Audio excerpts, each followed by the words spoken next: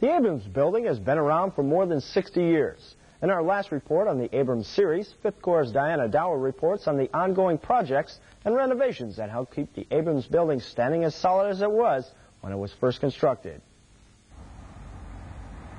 At the moment, the Abrams building is undergoing a lot of renovation. The roofs and windows of Abrams and the Terrace Club are constantly worked on. Frankfurt's Department of Engineering and Housing take care of these things. But if a certain wing needs to be renovated, there are other procedures. Any individual projects to do renovations in any of the queues or any of the different staff areas are up to that staff function to initiate. They would give us a 4283 work order, submit the work order to us, and then pending approval of that work order, we could start design or do any action that they needed for the building. The paternosters are the main focus for renovations right now. As it turns out, the German government has decided that paternosters have to be removed from all buildings in Germany by, I believe it's 1994, with the exception of this building, where they will remain as part of the historical monument that this structure is. The Abrams Building and Terrace Club stands today as a remnant of war in time. What was once called an architectural monstrosity is now praised for being the premier architectural example of the German Bauhaus era. The two buildings have stood for more than 60 years as testament to the principle that architecture can both be efficient and pleasing to the eye. In Frankfurt, Diana Dower, 5th Corps Public Affairs Office for AFN News. When the Magic Flute Choir came to shape from Zagreb, Croatia, the idea was to get away from the stresses of living in a potential civil war, see some sights in Belgium, and give a free concert in return for the hospitality of the host community. Sergeant Ken Davis found out that when their bus pulled out of shape, they left behind more than anyone expected. As the last of the bags were loaded on the bus, the families of the SHAPE community said goodbye to the friends they made. The children from Zagreb only stayed for 3 days, and much of their time was spent away from their host families, traveling to Brussels and Bruges, and of course the ever-popular lunch stop at McDonald's. But the time they spent at SHAPE was special for the community.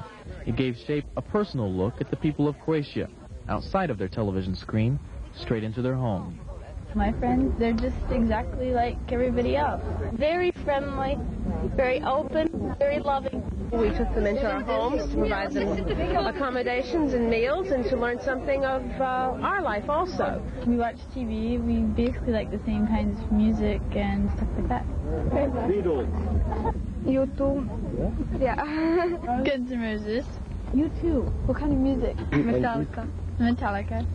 They hope to route their trip home through Germany and into Salzburg, Austria, where they'll visit the Mozart Museum. They expect a safe trip into Zagreb, and after they arrive, they'll try to arrange another free concert for the members of SHAPE's 196 Station Hospital, that is TDY in Croatia. Air Force Sergeant Ken Davis, AFN News. Left-wing demonstrators fought police yesterday after a peaceful candlelight protest against neo-Nazism in the eastern German city of Cottbus. According to a Reuters report, about 100 militant left-wingers threw stones at police after a rally by 10,000 people against right-wing violence. 2 policemen were injured, and several police nationals are facing the same uncertainties as their American counterparts. In the first of 2 reports, 21st TAECOM's Gail McCabe explains how local national employees in the Kaiserslautern area are receiving some special help. Local national employees are the backbone of the civilian workforce. Within Germany, over 20% of USR's LNs work in the Kaiserslautern area. By the fiscal end of 1993, approximately 2,300 of Kaiserslautern's local national employees will no longer have a job. The drawdown of forces in USR means the elimination of civilian jobs. It's a painful transition. The majority of those jobs are held by local nationals. The state of Rhineland-Pfalz, which counts the U.S. military as one of its largest employers, is making steps to make sure that that transition is as smooth as possible. All the help that they can get, we encourage them to go seek it. And EBIS is one of the ways that you can find employment. Insofern kann man das alles nochmal recht theoretisch abhandeln. EBIS is contracted and funded by the state of Rhineland-Pfalz. Their job is to provide outplacement assistance for local nationals facing unemployment. The sessions focus on what it takes to find work in a state where jobs are hard to come by. Add to that the very different hiring structures of the local labor market.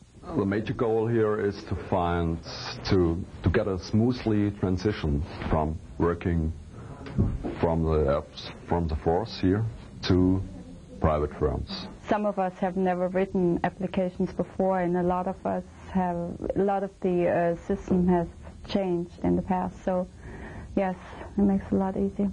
An initial budget of 330,000 Deutschmark is set aside for the EVIS program, which is expected to cover 40 weeks of classes, with additional money allocated as needed.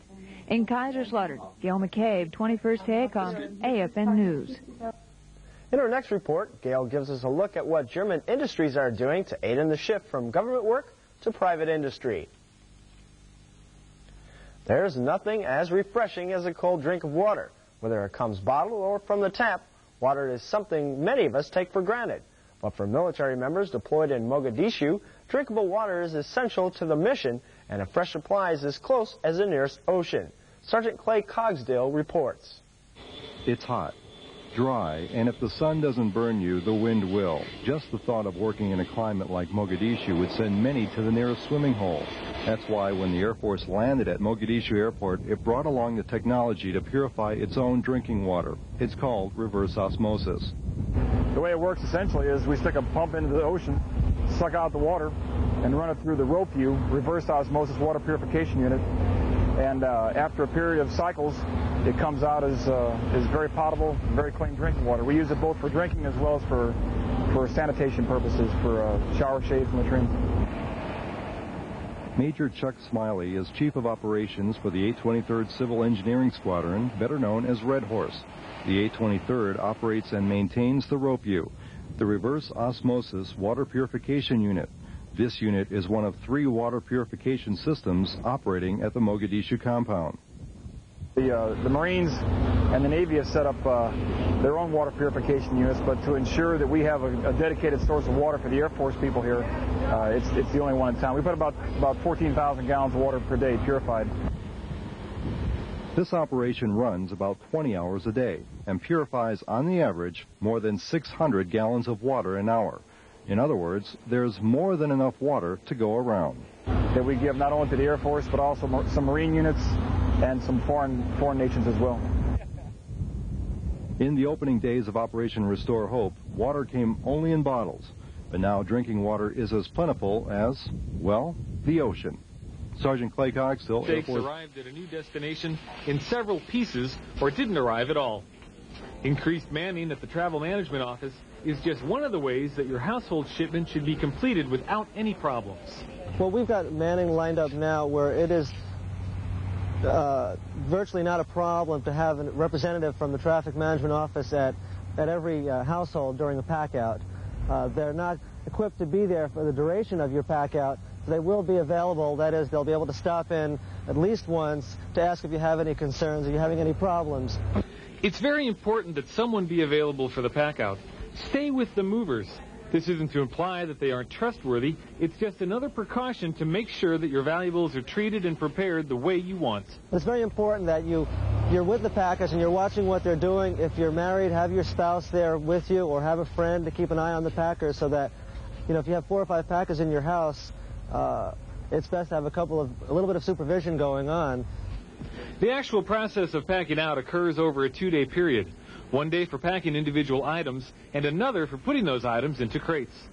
We'll discover more of that process in tomorrow's report. 2 Croatians were loaded onto a C-9 aircraft based out of Rhine-Main, Germany.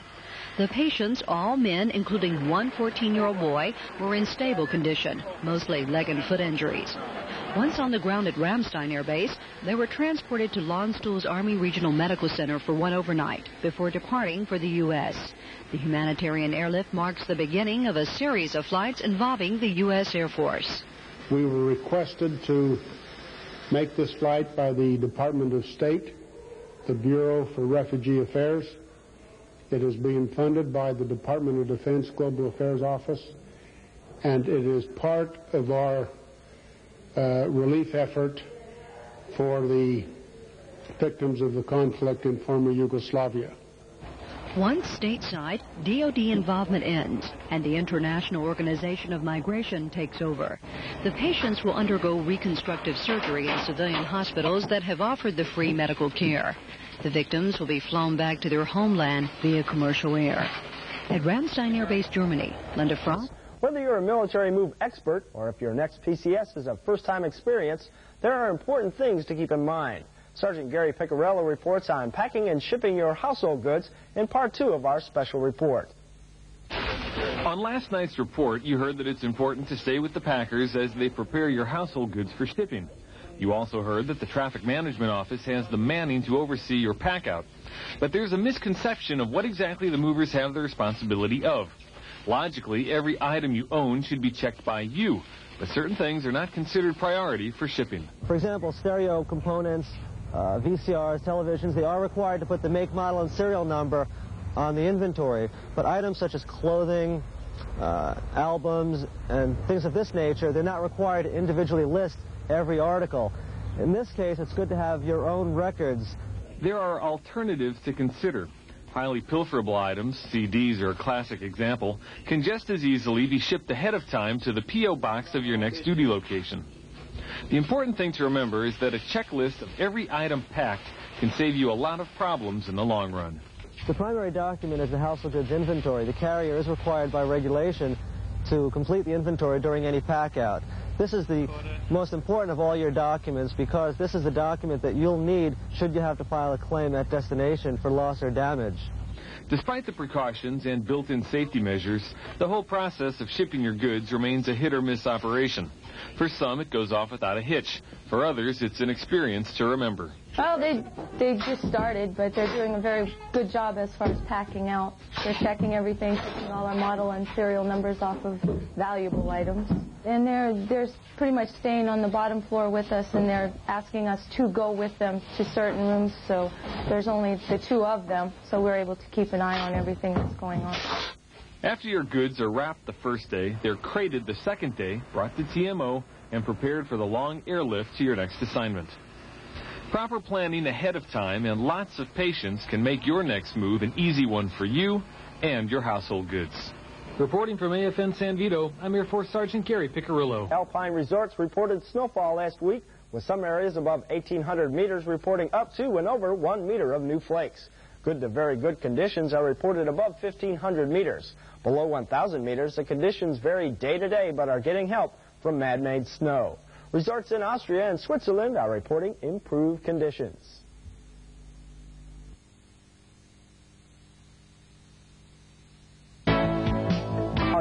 Spokesman Barb Lutz says the mail is moving smoothly to Zagreb, and with the help of postal officials on the ground there, the mail time is less than 2 days. In Somalia, there are no European postal employees on the ground, but the mail transit time is 7 to 10 days. The U.S. European Command has been designated a World War II commemorative command by the Department of Defense. A special commemorative flag was presented to SINC-UCOM General John Chalikashvili, marking the event.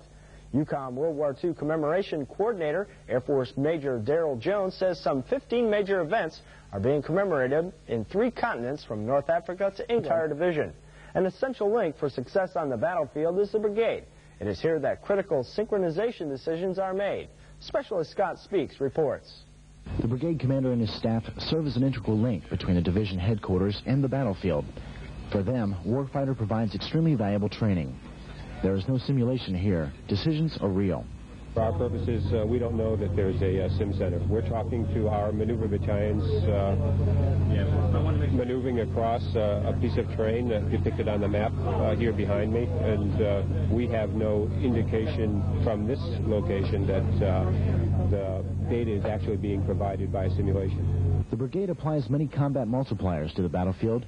Correct and timely decisions are essential. What we try and do in the command post is synchronize all the combat multipliers within the Battle Force Brigade Combat Team. You may have heard the combat multipliers referred to as the bosses. You have maneuver, intelligence, engineer assets, fire support.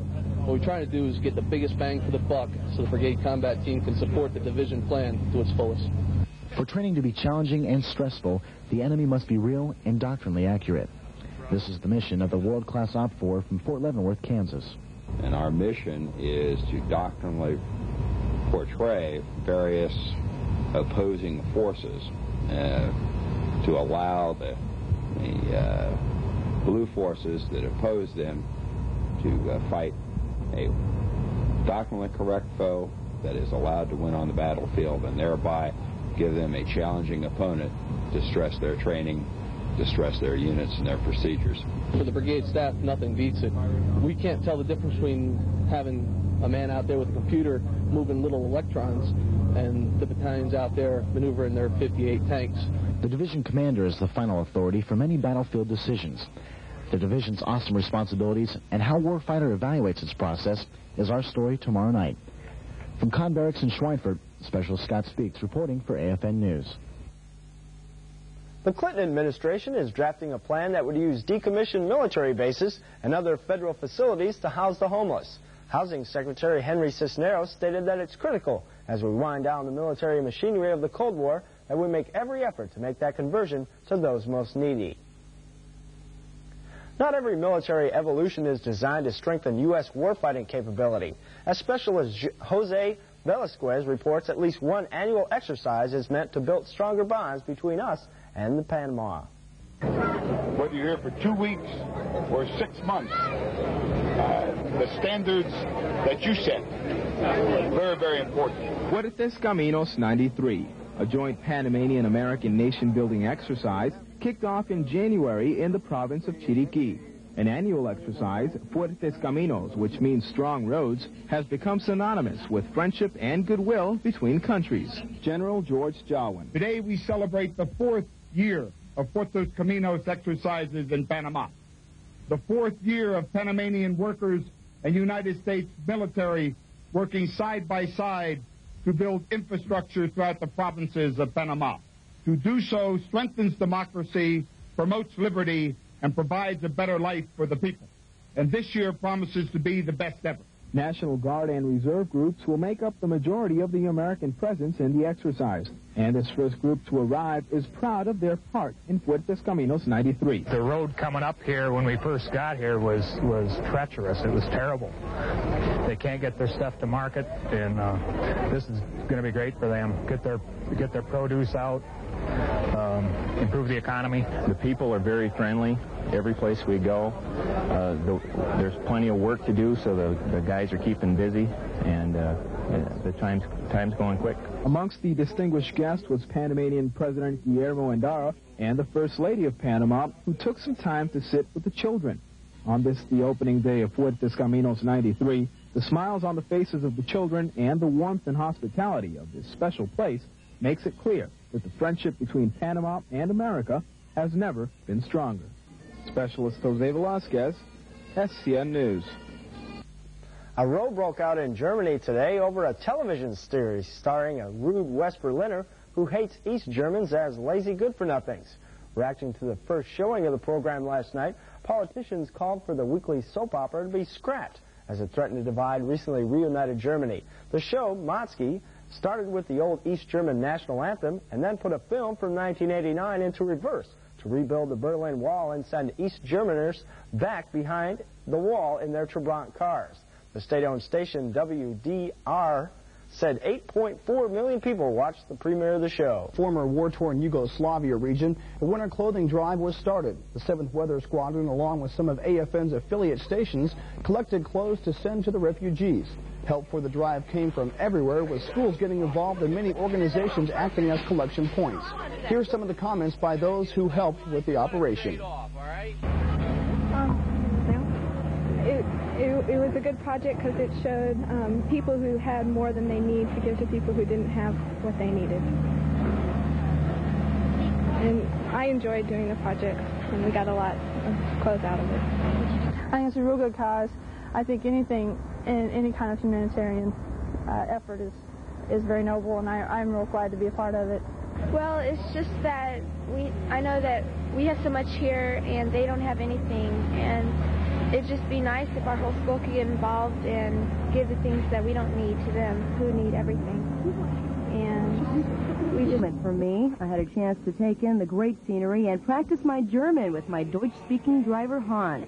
My least favorite part was seeing those rest stops go by, only to find out we could only stop every 4 hours. The trip was interesting despite the minor inconveniences, but the most nerve-wracking moments came at the border crossings. In Austria, we were delayed for an hour and a half because the border guard was tired of, quote, the Croatians getting things for nothing. In Slovenia and Croatia, they were happy to see us, but more than a few packs of cigarettes were passed into the table for the necessary paperwork. For political and safety reasons, we left the camera in the truck at the borders. The next day, we finally reached the bridge onto the island of Krk, where I had time to wave to Willie and Celinda. The bumps were pretty rough on my stomach, but even worse on my camera, it knocked the color right out of it. As the refugees rapidly unloaded the trucks, we had a chance to ask Willie what he felt about this particular load. That makes niks up that American frogs or some other people is, you know, I try for every people. When he got the help, I bring him. We soon found that dropping the clothes off wasn't the end. There was much more. We could see it in the faces of the people. In Croatia for AFN News, Sergeant Celinda Larrabee and Airman Tricia Hearn. Tomorrow night, we'll take an in-depth look at the Croatian Red Cross. Tech Sergeant Celinda Larrabee. But the atmosphere is anything but tranquil. Refugees, orphans, the raped and battered children, and the unnerving effects of war rudely violate the peaceful countryside. The town of Punat is one home to the Croatian Red Cross. From this center, supplies are collected for the refugees from various countries and distributed as quickly as possible. Marja is the executive secretary of the Croatian Red Cross. It's not an easy job at the best of times, but now it's an overwhelming and crucial job. They come, mothers and children, to us. The first refugees was 53, and so begin our work. Because we must help these women and the children. The Red Cross struggles to survive. Shipments of clothes and food arrive regularly, but transportation to the outlying battle-torn villages is the major problem.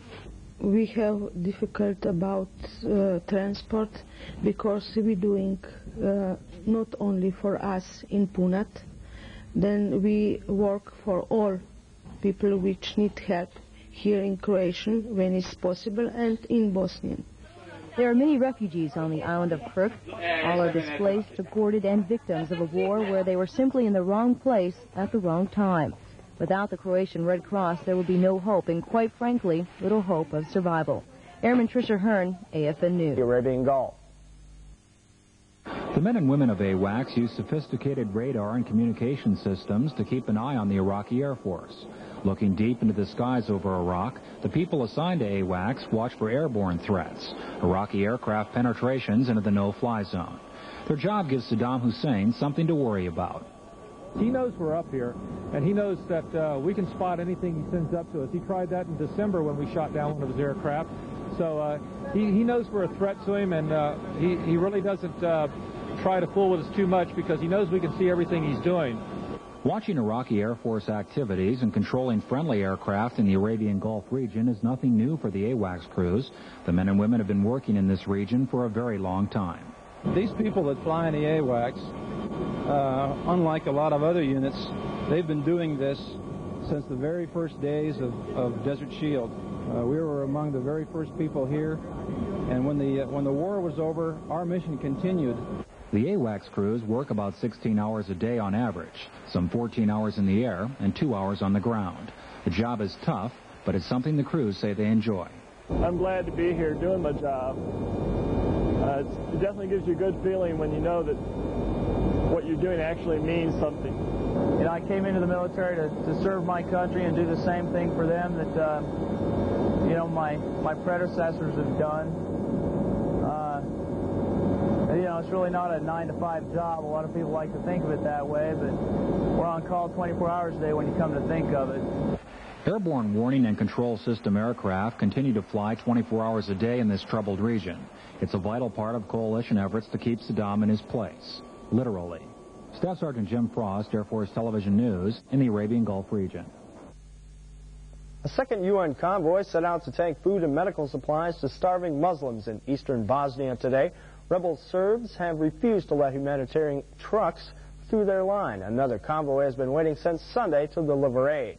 Meanwhile, in Sarajevo, mortar shells hit the area throughout the day yesterday. and the city's last operating bakery was forced to shut down after it ran out of fuel to make bread. Western officials have now placed the death toll in Bosnia at 18,000 since the war began 10 months ago. When the Air Force began airlifting patients from Zagreb, Croatia, the responsibility ultimately landed on the 2nd Air Evacuation Squadron based at Rhein-Main Air Base, Germany. Sergeant Clay Cogsdale reports the airlift isn't the first humanitarian assignment for those seasoned flyers. The 2nd Air Evacuation Squadron is responsible for air medical evacuation in Europe, parts of the Middle East, and Africa.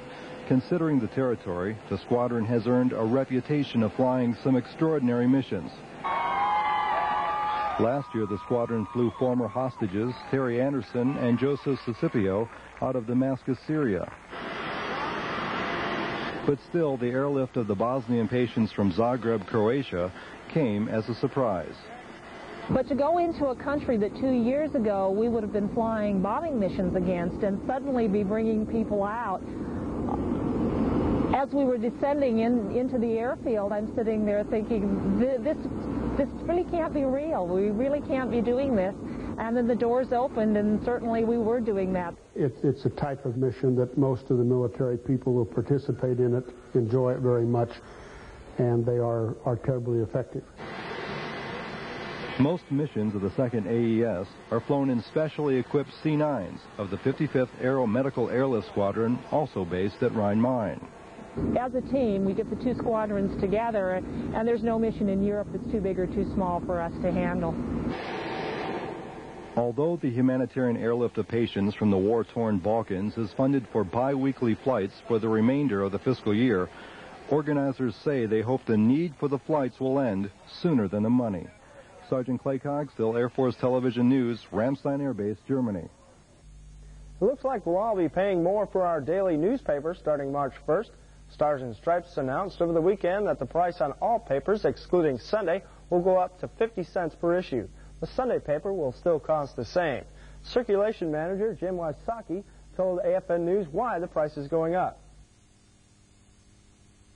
Well, the reason the price has gone up in the paper is because in the past the bookstore sales have subsidized the newspaper operation. And currently it costs us 65 cents a copy to produce and distribute a copy of Stars and Stripes. The drawdown, the value of the American dollar over here has also impacted the profitability of the newspaper. Therefore, we have to increase the price of the newspaper. Stripes officials also told AFN News that while the newsstand prices will go up,